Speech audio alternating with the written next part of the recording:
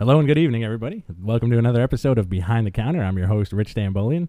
And seated to my left is the psychic to the stars, Jonathan Adler. I am. All right. I simply am. I exist today. Bumaclot.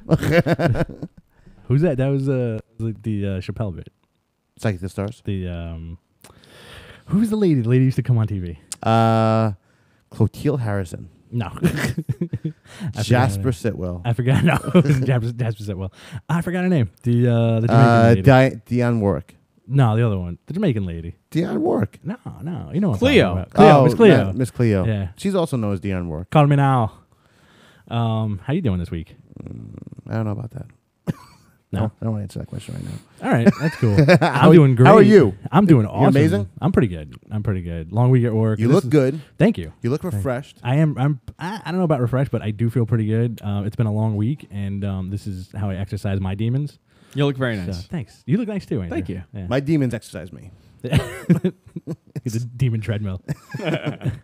So, all right, everybody, welcome to another episode. We got a couple of cool little things today, and Little tiny things. some scribbly notes for you, and we're going to talk about some comics and some more comic stuff. We're going to talk a little bit more comics, Mm-hmm. and then we're going to stack some more comics on top of that, and Talk end up about those. with darkness. All right. That's the way we start. The spoiler for the end of the show, it's going to get really sad. It's a really sad. It's a bad week. Or not. You know what? A weird piece of news that I read this week. For some reason, it just stuck with me.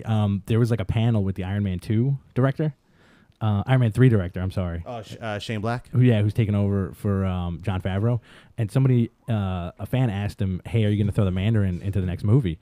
And he was like, "Of course not. That's too racist." Yeah, this is also why? Because it's like a character of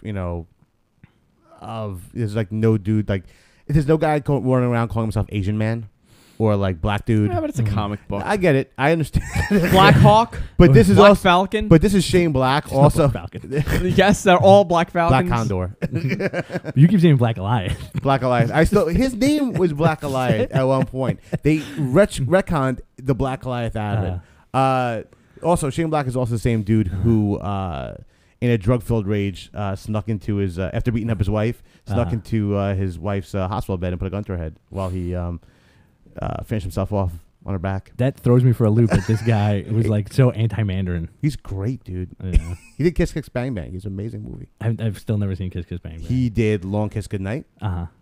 With Samuel L. Jackson and Gene Davis. Mhm. Awesome. He did Lethal Weapon Stories, the Japanese versions. Lethal Weapon Stories. I do want to Lethal Weapon 5. I just want it with the cast of It's Always Sunny. That'd be great. Yeah. So Darkness. that's it. You're gonna dead silence for the next hour. Yeah, it's gonna be a lot of just staring at each other. Can we talk about Walking Dead? We can talk about Walking Dead a little bit. I'm really into it.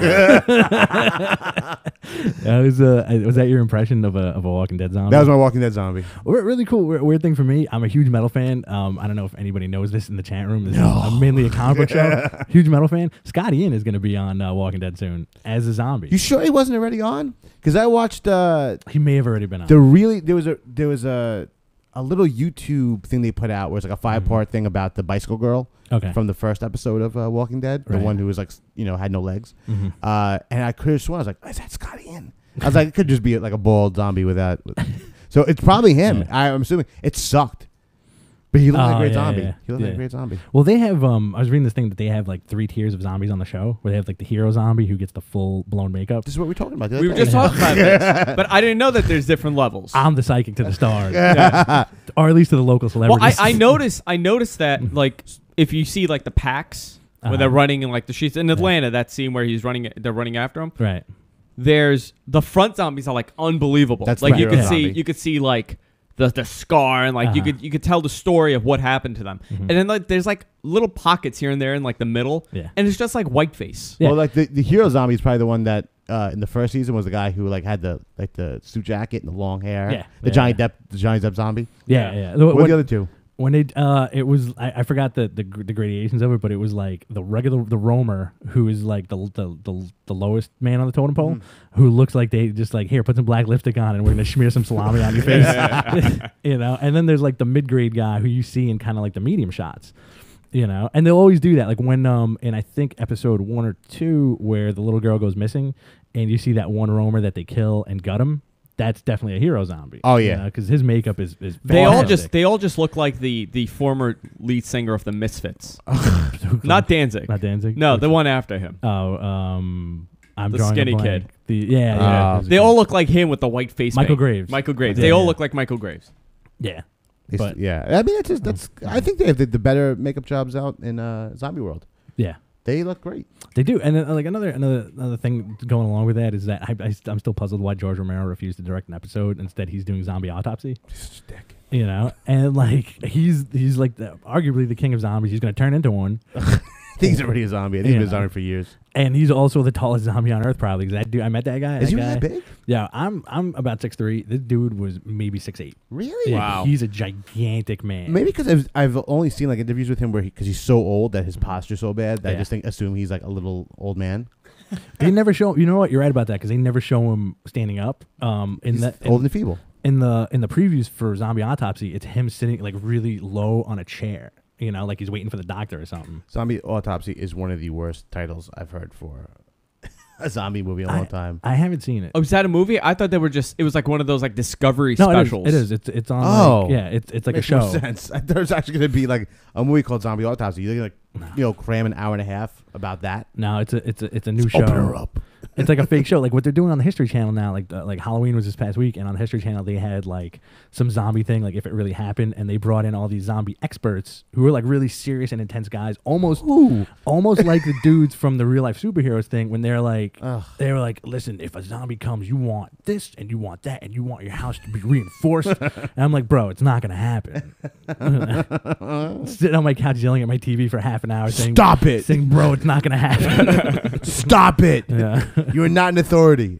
But it's awesome that you got caught up with all the Walking Dead, man. Yeah. I'm really into it now. Like I guess I'm one of those people. Like I either I don't want to know it, or when I start getting into something, I get obsessed and I start going crazy with the reading. Like I'm watching Walking Dead, and I watched all of the first season, and I'm up to episode 2 of season 2. Okay.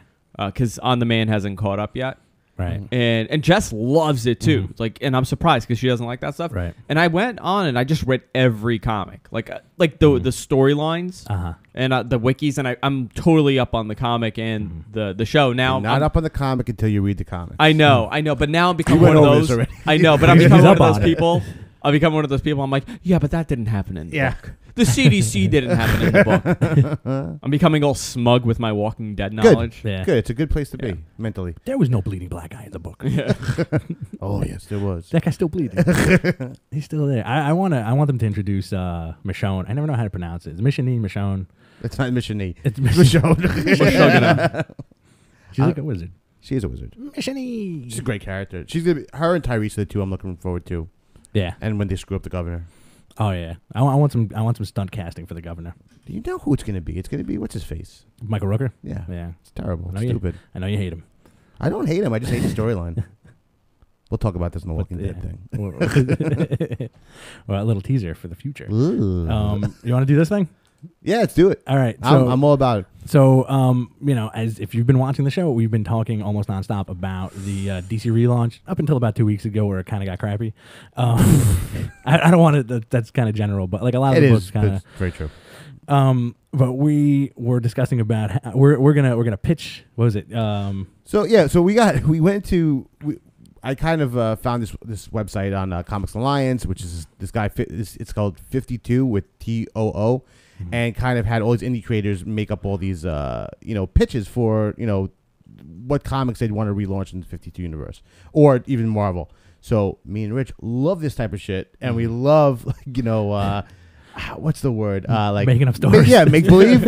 Making things up. Which is this essence of what we read. So what we're going to do is we're going to do kind of like a lightning round where we're going to come up with 3 different superheroes or teams or comic titles, whatever, and pitch it to the other person.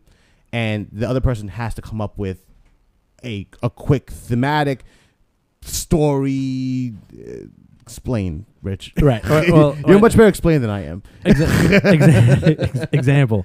I'm the dumb one. I will say a name to Jonathan. I will say Spider-Man, and he will give me his ideal Spider-Man story, and the end of it will be the creative team on it, in a nutshell. And this is not pre-rehearsed. We didn't script anything. There may be some curveballs here.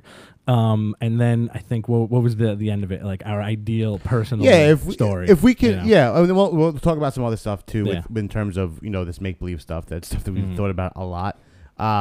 But yeah, let's fucking do it. Go. What's your? Do you want me? Oh, ding dong. So he said flubbing. So do you want to? You go first. I'll go first. I'll shoot you one. No, actually, let me shoot you one. All right, go. So I know Rich is very into certain type of characters, and I know like some of your dream pitches, but this is one that kind of stuck in my mind. I want to hear what your idea for Hulk is. Oh, that's a good one. Yeah, that's a really good one. Oh man. All right. So we're talking about Bruce Banner still in the Hulk. Your world, baby. My world. Wow. World. My ideal pitch for the Hulk. Yeah. I would have him be a man who turns into the Hulk. This is rough. I expected more obscurity. Nope. Because I was like, oh, obscure. He's gonna hit me with something. He's gonna hit me with like ambush bug. I got a great. The weird thing is that ambush bug was the one that kept the pop in my head. I think I knew you were gonna bring up ambush bug. I would have, and this is just right off the top of my head. Yeah. I would have Bruce Banner get assassinated. Okay. Right, and he dies. But the Hulk is not dead. Rises out of the grave, solves Bruce Banner's murder. Wonderful. I love it. And my team would be Brian Azzarello, and the Mystery of the Steak, Butch Guys. That's good. You know what? I would read that book. Okay. I would buy that book. It's a lot of pressure. Yeah, it's a lot of pressure. All right. Yours? Ready? Quasar. Oh, easy peasy. So Quasar is a really like in my Quasar. I've thought about this before. My Quasar, because Quasar is basically like the Marvel equivalent of Green Lantern. But what I would do with him, how I had Ego. Was like his like Galactus, it was kind of like a baby head inside of a tree. Was his like herald god, whatever. Right. So he would be more like he would realize that this is like a Cthulhu god. And instead of having the Guardians for the Green Lanterns, you would actually have this one dude who is like basically slowly becoming a worshiper of like the dark gods. Okay. And he is a very handsome man. And his name is Wendell Vaughn. And he would be like a very much an anti-Silver Surfer. This was a terrible idea. I like how you made Ego like Cthulhu. I've always thought about it. I've always wanted to do something with Ego because I think he's a really creep character. It makes sense. I mean, like you have Ego and you have Epoch, who's Ego's son, right? Yeah. And then I really liked in that Thor story that I forgot what it was called that came out not too long ago where they had Alter Ego. Oh yeah, and it was like the other planet. Well, there's Epoch. I'm thinking of I'm screwing it up. Ego is the living planet. Right. Epoch was the little baby head with bark. Like the worms. The things coming out of it. Yeah, that was my idea. I like it. I'd read it. Here's yours. Go. Spider-Man. Man, talked about this outside too. All right, Spider-Man gets murdered. And he comes back and he has to solve his own mystery. Creative team? Which guys? Mina Crayon. All right. My ideal Spider-Man story. Oh man. So I'm thinking about like how to get this working in your brain. Like think of like the themes like you love about Spider-Man and just ramble off on well, that. I want to well because I don't know if we're gonna talk about that Spider-Man issue, but like I really my issue would definitely put him in the center of Queens. You know, it would do. I would do anything in my power to just like, like reestablish him in Queens. Reestablish him in Queens, and like let's say he visits a children's hospital. There's like a kid in a wheelchair who wants to talk to Spider-Man. It's like a Make-A-Wish thing, you know. So it will be a self-contained one issue. Spider-Man goes to visit the kid in the hospital, and the kid doesn't see it because he keeps wheeling him around. And as Spider-Man wheels him around, he's looking out the windows and he sees like Vulture, Dr. Octopus. Everybody's trying to kill him, you know. So he ends up taking out all the bad guys, unbeknownst to the kid. You know, but at the end of the story, the kid turns around and basically says, "You suck, Spider-Man," which is like, you know, one of the main constants in the Spidey mythos. Is that a 1 issue thing? It's a 6 issue story arc. We're one. It's a prestige format. It's 2 solid issues with no ads. Creative team. You know what? Dan Slott. I'll keep him on. Simon Bisley. Oh boy! Right. It'd make everybody really uncomfortable. Or actually, you know what? I would do Dan Slott and I like Simon Bisley. Frank Avila. Okay. Yeah. I would stick with the Simon Bisley. It's freaking weird. That is really weird. Real muscly kid. All right, are you ready? You ready for yours? I'm ready. You might hate me for this. Oh boy. Wave Rider.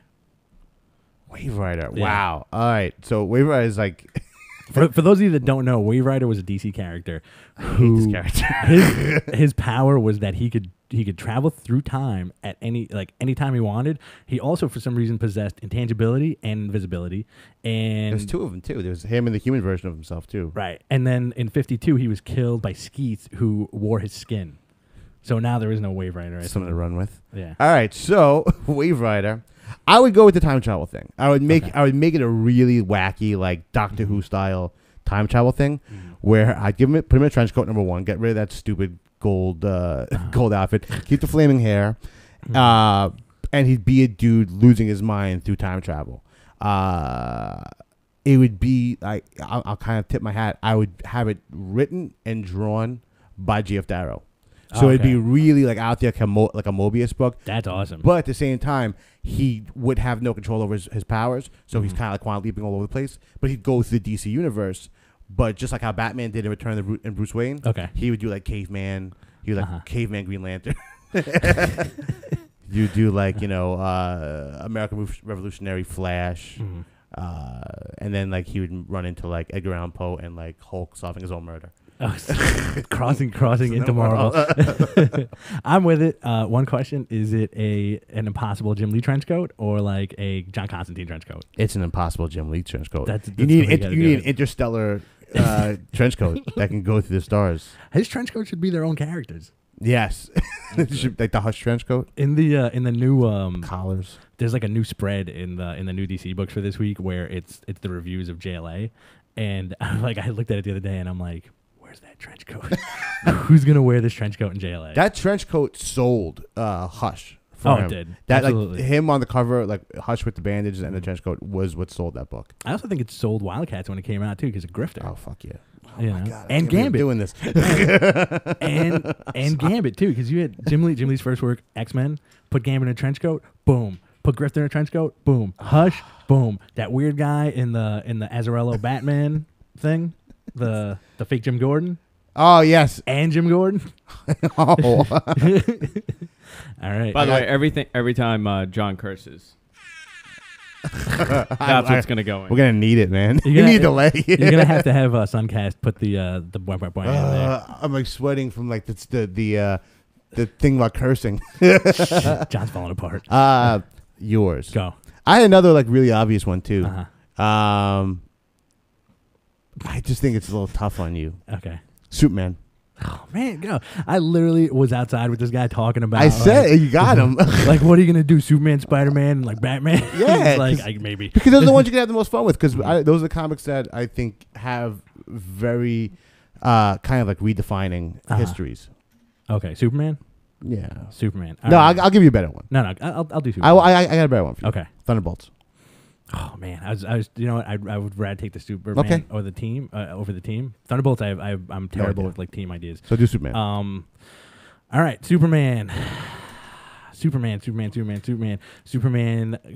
This is gonna come after a story where Superman's missing again for a few years. Finds that the Earth is gone. Right. Okay. I love these stories. Tries to figure out why this is a total Elseworld story. Tries to figure out why the Earth is gone. Travels so fast throughout the universe that he reaches Krypton.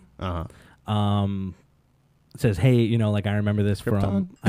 from my past. You know, like maybe I should go hang out here for a while. maybe I'll get like better knowledge. Like maybe I'll ask my dad what the deal is. Right. So he time traveled back to Krypton. He time travels back to Krypton. Asks Jor-El, like tries to find Jor-El, and says, hey, you know, you're an expert on like world-ending events. Can you tell me anything of what may have happened to Earth? Finds the lab. It's empty. Right? Finds the lab. It's empty. Goes around Krypton. Nobody's heard of this dude. Superman becomes Jor-El, predicts the end of Krypton, and in doing so, finds out what killed the Earth, travels back to the future, stops it. Oh, man. Bravissimo. That's very good. Bravissimo. Yeah. That's storytelling at its best, baby. See, I knew Superman was a good choice. Superman. He did it. Superman. I would have him also walk around the country and play pickup games of basketball with little kids. There's always like in the back of my head, I always had like a really cool like Superman story where it was just a little note of it where he exiles himself and like he goes to like some planet that's far away from the sun. It's like Hoth, it's just frozen over, and Lois Lane hires Lobo to go after him, and awesome. He has an awesome like throwdown battle with him on this snow planet. That's pretty cool. Does Lois Lane have a lot of money? Almost succumb to Lobo's advances? Of course. Just dropping it. Yeah, that guy's gross. You know what? I have like a list here of a bunch of names for your last one. And I know you're a big fan of Western, so I'm going to throw this one out at you. Original White Ghost Rider. Ooh. The original Ghost Rider was a Western comic, and he was like a phantom essentially. He rode around on a white horse, had a white mask and a white hat, and 2 6-shooters. All right, I got something. All right, he was a lawyer, right? Oh, I'm not. He was a lawyer. I'm pretty sure he was a lawyer. Was he a lawyer? Is he a lawyer again? He's a lawyer. No, he wasn't. I'm thinking of the other guy, Two-Gun Kid. My story is it's not that he's a phantom. My story is that he's a lunatic that thinks he's a ghost. So he finds this. He goes nuts. All right, he's got a family. He's out in the West, and one day his family gets slaughtered. Okay. Wakes up, he's got a terrible wound on his head, wakes up in like a cave, and he finds this white parchment, like this stuff, and he makes the costume out of it. And he thinks he turns invisible into a ghost, and people can't hear him differently. Like he gets powers from it, but he doesn't. He's just a psychopath with guns, riding his horse through the Old West, trying to avenge his family, but he's the one that killed his family. So it's like a kind of like a Memento thing where like it's a Memento thing, he's bananas. He's out of his friggin' mind who thinks he's a ghost. And he thinks he's invisible, so he's walking around like, you know, he's fully behind him and everything. Yeah, I really like that. I really do. And you know what? It's a perfect character to do it because he has no bearing on modern continuity. No. So you can write any story you want with him. Just how they made what's his name? Rawhide Kid into Rawhide Kid into a gay. Yeah. Yeah. A gay. Which is a fantastic. It was like all those Rawhide Kid miniseries that came out are fantastic reads. I like what they did with the Rawhide Kid too, because he was such a badass gunfighter when it came down to it. But he was like, people didn't know he was gay. That's the way he wrote him. Is like he's like, well, me and you go into that barn real quick. He's like, this guy's a real brother to me. You know, he never pick up on any of the innuendo. It's a real man's man. This was good. That was good. What was the add-on to it? Your ideal. You had your shocker story. Oh, so I have a huge fascination with like blue collar like jobber heroes and villains and stuff. So like I have this great idea. I really want to do like a Shocker storyline. So I want to do like all the like Shocker, the Beetle, Molten Man, the Looter, Prowler. All these like kind of like B-level supervillains, the beach fighty guys, who just like are safecrackers, who are like you know really piss poor engineers, and just kind of like invented this like very like Beetle can't make it too far because the dude isn't that smart, and he just knows how to make this one type of armor over and over and over again. Right. So that's why he got fired from the government, and now he's working with like back in the bar and cracking safes. But the great thing about Shocker is like his medical bills are terrible, and he's got no insurance because he's a crook. And since he vibrates so, because people think Chakra has electricity powers, he just has he vibrates his hands so strong. So his teeth are falling out and his like joints are all aching. He's addicted to painkillers, and it's a big heist storyline, but it pays off at the end because they, like him and the rest of the jobbers, they all end up going to this one big heist, but they don't realize they're being screwed over, and they're robbing from the Sinister Six, and they have to deal with like a real terrible threat. Like a real team. There's no way that Chakra's taking down like Sandman or something like that. Right. I like it. I like that. And for people who are watching, like all the characters that he just mentioned, these are essentially the jobbers that regular street thugs save enough money to hire because they can't afford to get the Sandman or Rhino. They'll get Shocker and Molten Man for $20. Dude, yeah, I have such an affinity towards Shocker because he's a dude in like a mattress. You know, he made his costume out of like mattress stuff, and like he made in prison to escape. And he's got like, and it's all like every story would open up with, like every issue would be them like talking about how like this guy got his jaw broken by Spidey. Like Spidey's always breaking everyone's jaw. Right. And he's just like this mean dude who's just busting up their lips and stuff. So I love it. I love my story. I like it. I'd read it. Mine for right now I'm a huge Lobo fan. I would do Lobo being at a bar at the end of the universe, completely unaffected by the relaunch of the 52 relaunch, and everything around him changes, and he's the only one who thinks that something's amiss. So he travels to Earth, and Lobo tries to play like a really crappy detective, and he ends up getting into a fight with everybody, and he's like, he doesn't understand what's going on. He's like, why is this guy dressed like this? What happened? 5 years? Like, he goes into that whole thing with Batman sidekicks, and he gets into a fight with the jerk Superman. And it just ends on a weird note where he bangs out Starfire and just like rides off on his awesome space motorcycle. I would own every version of the story. I would buy it in hardcover, I'd buy it in floppy, I'd buy it in the whole nine. Floppy, download it? I would download it, I have a digital copy as well. And it would have to be Bisley drawing it. Oh yeah. The ultimate Lobo monster. Oh, Coco's not here yet. That was mean. Sorry, couldn't resist. You want to talk some comics? Let's talk some comics as opposed to what we've been doing. Current comics coming out this week. What would you like to talk about first? Let's do. I want to save this one for last. Which one? Fearless. Fear? No. Fear itself. Such an idiot. All right. Moon Knight, man. Moon Knight. Yeah. Moon Knight I love this book. Yeah. What do you got? You got Moon Knight revealing to his boy Buck Lime, which is one of the best names for a sidekick in a long time. Tells him that he is a psychopath and that he talks to people in his brain. I love this version of Moon Knight so much. Like, it's such a cool version of him where he's really unhinged and kind of like self-defeating at times, and he put the Jew in him. I think. I think he did a little bit of the Benice Jew in him. I could see that. He throws it in there with like a lot of the main guys. Like, not that there's anything wrong with that. Like a heavy. I'm a tribesman. Heavy dose in Spider-Man too. And there was like that weird conflict that happened a few years ago where like Bendis basically wrote him as being of Jewish descent. Yeah. And then they retconned it to making him like Catholic. Yeah, they immediately Straczynski jumped on it immediately when he was doing that in Amazing and said like no, he goes to church. Which I mean is like a non-issue. They should be like non-denominational. But when I say Jew, exactly. But when I say Jew, I mean it's a sense that he's very much like he's self-defacing. He's got girl issues now. The relationship between him and Echo is really cute. Right. And plus like dude like what's his name? The Baron. Count awesome. Like awesome return of an old, semi-crappy bad guy who was ridiculously powerful. Yeah. And you have, the great thing that Bendis is doing with this book is the fact that he's on the West Coast, and they keep touching on how the West Coast has nobody, and now they have this guy who's throwing a monkey wrench into like all these bad guys' plans, And Count Nefari essentially wants to rebuild Ultron so he can help him take over the West Coast of the United States. Which is totally not going to work. No.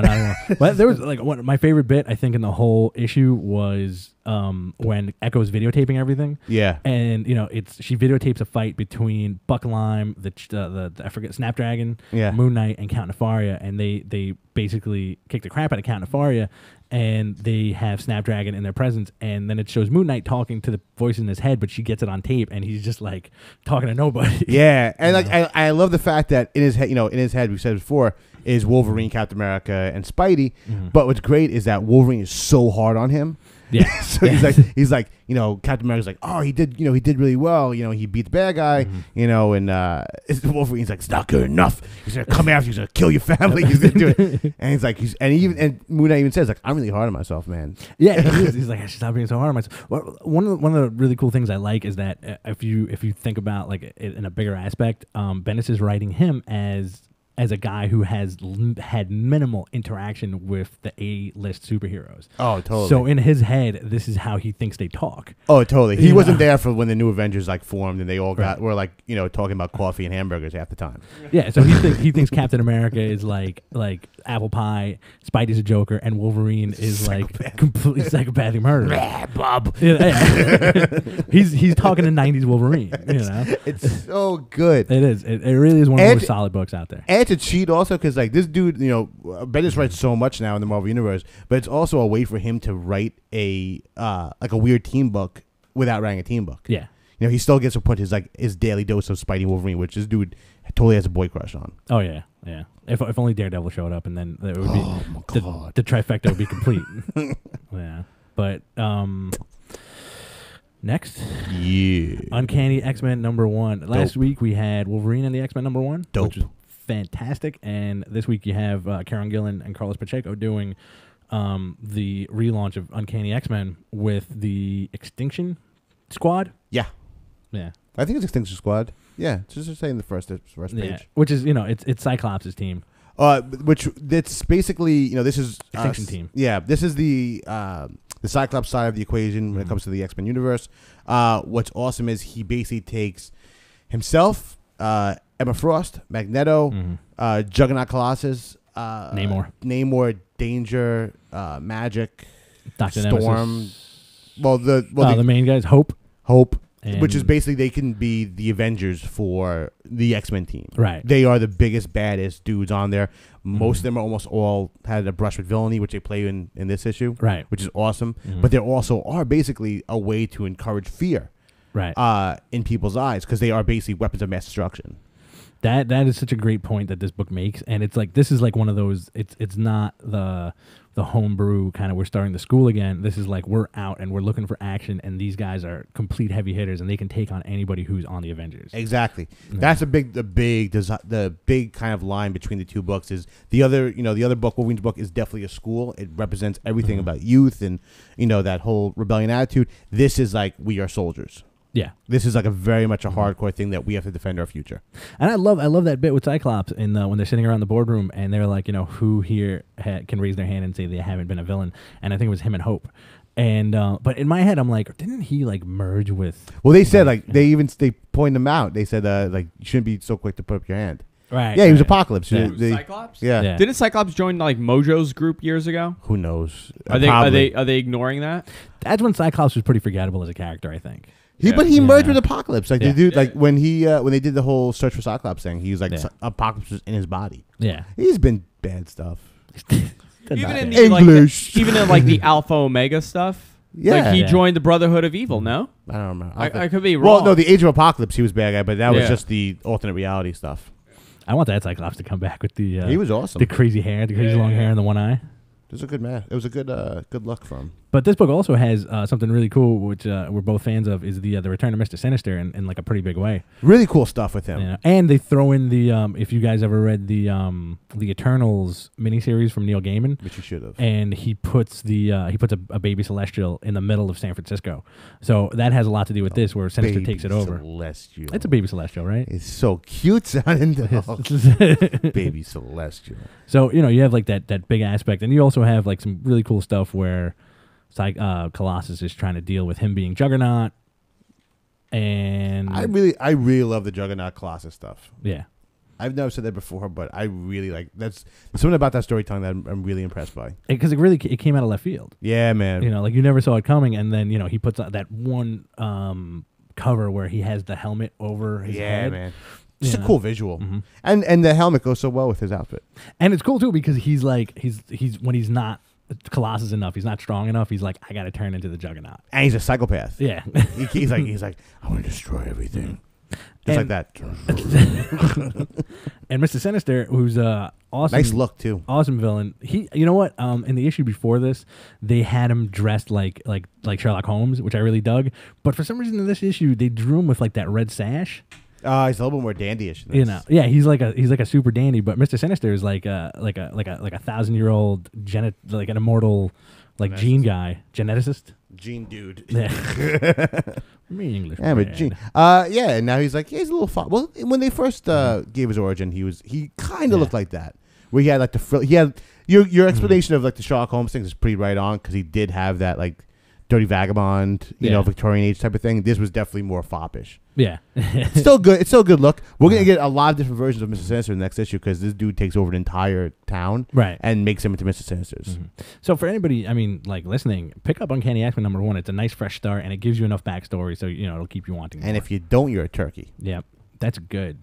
I like turkey. Turkey. Thanksgiving soon, folks. This guy said turkey. Action Comics #3. Love it. I enjoyed it very much. All right, moving on. I know. I really dug it. I love the Gene Haas stuff. He probably did one of the creepiest versions of Krypton I've seen. Oh yeah. But I love old school Jor-El. The headband, like laser gun. You know, he was like an Adam Strange, Buck Rogers type of thing. Absolutely. I'm cool with a lot of the weird costumes that they've done over the years. My least favorite one is the one where they have him in like the black suits with the frills. You don't like that one? No. That was like when I was a kid, that was like one of my favorite ones. Yeah. I liked it aside from the frills. I liked the whole like black part of it. I like they reminded me too much of Metron. Yeah, I can see that. And it was confusing when I was a kid too because they like when we were kids they did a lot of New God stuff. Yeah, like they had Space Cosmic Odyssey and like you know they were showing up everywhere. So you didn't read a lot of that when I was a kid. Huh? So I didn't read a lot of that when I was a kid. The Cosmic Odyssey. I'd always see it, but I was like, I don't like that art. And then years later, I'd be like, I love this art. That's why. And to this day, and I know it's complete fiction, I still hate Jon Stewart because he killed that planet. He's an asshole. And it's awesome. Like you were mentioning before, how like it's a creepy take on Krypton, and they basically made Krypton like a debutante ball. Yeah, you know, where they're like, and it's a cool little thing where Grant Morrison probably thought to himself, "Hey, I'm gonna make Krypton kind of normal, like it's high society." You know. Well, yeah, this was like I read a good analysis of this book too, because how much Superman has been portrayed as kind of like a leftist, agenda type of book. This like his parents were basically like the ultra right wingers, like they love to smell their own farts and like they're hosting awards all day long for themselves. But and like the Brainiac stuff is awesome. Like the Brainiac stuff is like, but here's the thing I kind of weird out by the Brainiac thing. When Jeff Johns did the Brainiac. With the Return of Krypton, all that stuff, and they kind of like redid his character. Right. I love that version of him so much. The fact that he was this big hulking green dude that flew around in a big skull, absorbing other places. Because he was a threat. Yeah. I think that's the main thing, and that's why it's tough to write a Superman stories because it's what's the threat to him. Yeah. And with the relaunch, you actually have the threat. The threat is evident, especially in Action Comics. Yeah, man. He's getting his butt kicked left and right. By Train in the first issue. Yeah. And it shows him as aspiring reporter Clark Kent here, waking up pretty much with like a beatdown hangover. That was awesome. That was like my favorite part of the whole book is the cops raiding his house. Yeah. And like busting him down like he's like a commie. Yeah, and they really bust him down, and then they make him look terrible. And it's such a weird thing too because like you could say a part of it, it's perfect timing as far as the writing goes because it's like they're in Metropolis and we have Occupy Wall Street here, and it kind of fits into that whole like sense of like rebellion where what Clark Kent is trying to do, and Clark Kent probably doesn't even know what he's trying to do at this point, Yeah. But he tells the cops to go stuff themselves because he's like Superman. I got nothing to do with that guy. I love his posture. He looks like he's like really like a messed up like cerebral palsy victim. Yeah. He's just like all hunched over and just terrible. I'm really excited to see where this book goes too. Yeah. You know what, dude? Like I trusted Morrison. I really enjoyed this book. This is probably my least favorite out of the 3 issues came out so far. But dude, I love this book and I love Crypto's look in this thing. Yeah. Like the really fierce dog. And I like the little tease that since Crypto's dead now, that the bum says to Clark Kent, like, you have a big white dog following you around. Yeah. Like a ghost. Yeah, that stuff. Good, man. It's good stuff. 5 years ago. This is like a nice little flashback. But like as a fan, like I'm always wondering. Like I get really nervous, and and tense about where my comics are going to go. Yeah, man. You know, and you want the relaunch to pan out. I want the relaunch to pan out, and I want this book to continue as kind of like what DC used to do in the Silver Age, where you had your main Superman title, and then you had Superboy. Well, you know? no, it is the problem. Exactly. The problem is that DC has pressed that reset button so many times. It always now it feels like it always could happen. Right. Like even with this, it doesn't feel permanent to me yet because I guess because it's so fresh and new. But like, I don't want that fear of that happening again. Like, I think a great testament to writing is trying to make all the shit work. You know, use like all your old work. You know, Morrison was doing that in Batman with like the RIP stuff, saying like, "Hey, this is the crazy Zur&R. We're gonna make this work into Batman history somehow." And that, I think, is a challenge to the writer, and I think that's a real testament to the people who can do that. I think the reset button should not be pressed ever again in DC. This is too much. It shouldn't, man. They got it right, and I always say this, they got it right years ago when they did 52, and that was such a great reset button with an amazing culmination, and it was just like the change between weeks was night and day because you had all these phenomenal books that people were actually buying DC books again. Yeah. And then, like, 2 weeks later, you're reading, like, really awful Green Arrow stories and, you know, like, really awful Flash stories with, like, you know, and odd creative teams and odd decisions for characters, and they just really let it go. Like the architects of DC were no more, except for Jeff Johns, and he kept all his stuff really tight. Look how long we've been reading crappy Green Arrow comics. A long time, dude. Like I'm really looking forward to Keith Giffen coming on because like I tried to read the newest one and it was unbearable. I couldn't get past issue 1. It's about like social networking. It's about social networking and murder. Oh, thanks. I had a hard time getting through Detective this week. Yeah, me too. Which I hate to say, you know. I know it should be a lot better. Love Detective Comics, but I'm not really feeling it, man. This is almost like the stuff that he was doing with that Sensei thing. Yeah, you know? the Ra's al Ghul storyline, right? With the Sensei storyline was even worse. The one with all the ninjas. Oh, that's terrible. Like this is almost the same thing, except they just look different. Yeah, and I just don't like this whole like weird ragdoll face because it's just a shock after shock. Like every end of the issue is like whose face has been ripped off. See, I would have rather had this issue because the issue number 2 ending was him finding a ragdoll Jim Gordon. Yeah, I would have rather had the reveal be at the end of issue 3 than at the beginning. Yeah, you know where he's like the first page is like this isn't Jim Gordon. Yeah, the mustache is wrong. Not bristly enough. I don't know what he's. I don't. I've never been a fan of his work. I think he's gotten a bit better. It's not saying much, but yeah, man. Just give me regular like Scott Snyder Batman. I'm good to go. Oh yeah, or somebody else. I don't know. Tomasi again. Yeah. Well, you know what? Like I want like a big name on Batman. Yeah. You know, like even like a curveball like Straczynski or something. No more with Straczynski. I was gonna give us steak. Batman walks around the country and plays pickup games of basketball with little kids. See, I would like that. I would like because you know what it is, like all the Batman books kind of blend in my head. Like they're all kind of so synonymous with each other and like resemble the same type of storyline. I would love to see like the one Batman book that's completely wacky. That was like an ode to Silver Age with like him turning into a gorilla and like him like being abolitionist for an issue. I don't know. Yeah. I used to, you know what? Like, I used to love those when we used to get collections. We worked at the store together. Those old Flash comics. Oh, it's so crazy. Where like those like if anybody out there has ever read any of the Silver Age Flash stuff, you'll know exactly what we're going to be talking about. Big head.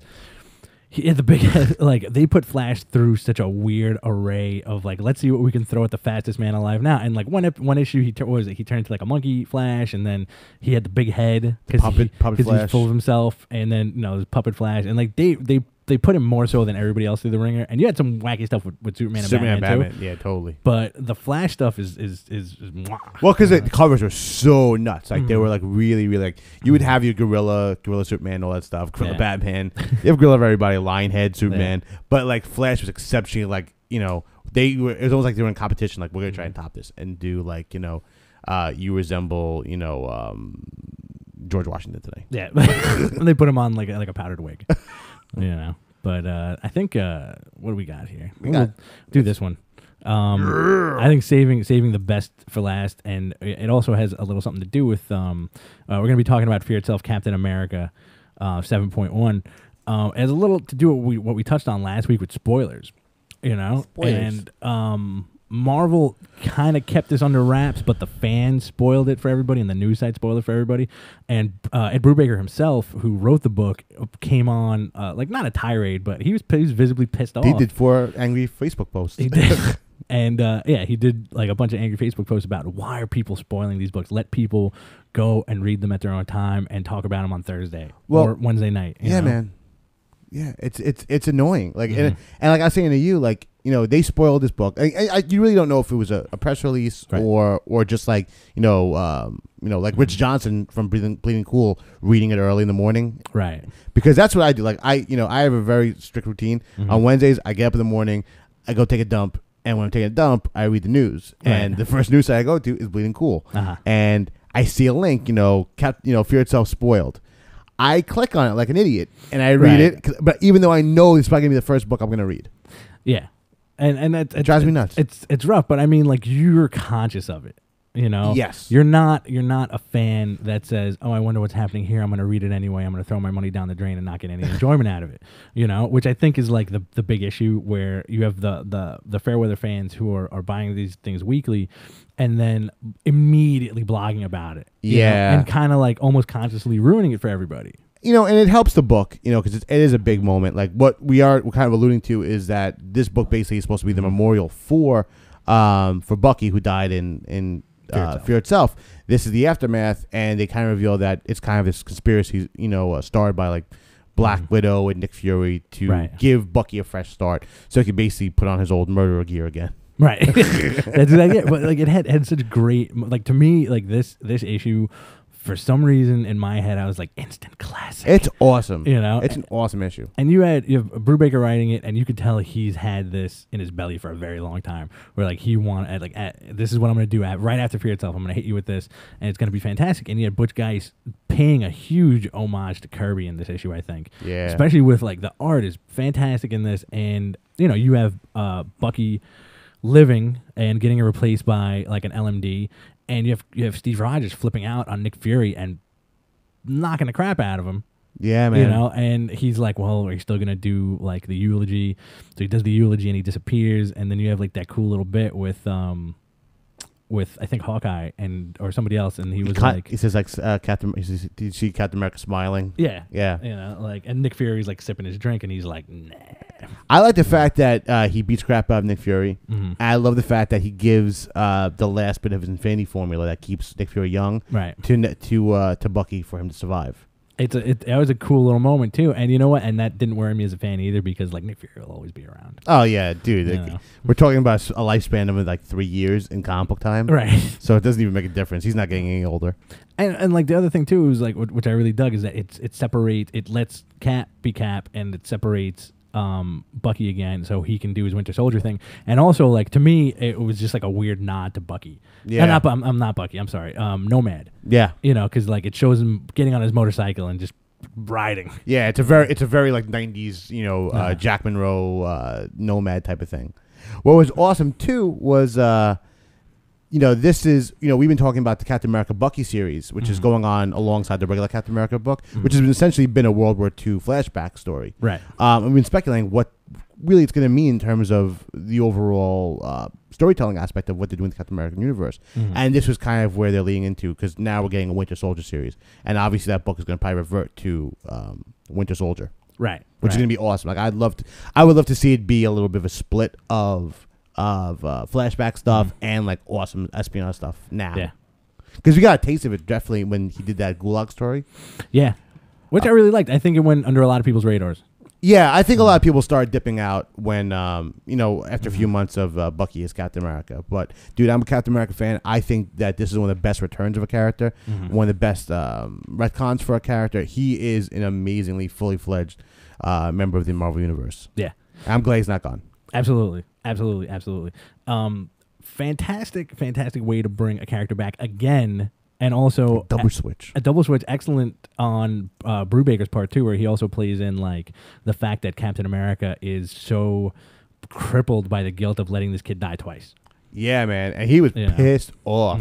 He was pissed off. Don't lie to Captain America, man. He's Captain America, and you have like and the way Butch Guice does those panels, very similar to where he's talking to Nick Fury in the rain, very similar to like a lot of the like Gene Colan stuff. Yeah, and like some Steranko stuff. Some too, Steranko. I saw like the Captain America running Steranko. Yeah. Definitely in this when he would like have Captain America smoking. Street clothes. Yeah, street clothes and like kind of the hard edged Steve Rogers. And it sucks too that they're getting rid of that Hawkeye costume because he shows up to the wake in like the classic like skirted outfit. So cool. Yeah. That drives me nuts. And I'm gonna bring it up every single time we talk about Hawkeye, right? Because he's getting so much attention right now because they're trying to push him for the movie. But dude, that costume is one of the best. It's like a little bit of Wolverine. It's purple. It's crazy. It's got chainmail in there. It's got the skirt. It's a shame. The one sleeve. The one sleeve, yeah, for the arrows. My favorite was the House of M costume. That was my. It was like the very dark purple. Like the black and purple. Yeah, but he had the heavy mail on it. It looks so awesome. It was a dope. Too bad that they already established Hawkeye in the upcoming Avengers movie because I really would have liked to seen him. Maybe they'll do it in a flashback. Who knows? As him as like the Carney Archer. That's a good idea. And that's how you get like how they did for Cap when they did them like the old school costume. Yeah. If they do them in a carnival aspect, that'd be awesome. That would be really good idea. Should write that movie, man. Yeah, I'm gonna write everything from now on. Write it. We did so many good ideas today. It's been us. It's been us all along. We're the masterminds behind all your comics and two of the greatest psychics to the stars. And sidekicks. To the stars. Local celebrities as well. And we're not talking about sidekicks. We're actually talking about the little crappy phones they used to come out with. Yeah. What's up, Coco? I love this book. I think it was a really, really cool book. And next week is 7.2, which is going to be a Thor issue. Yeah. Which we're probably going to find out that Thor's not dead. Yeah.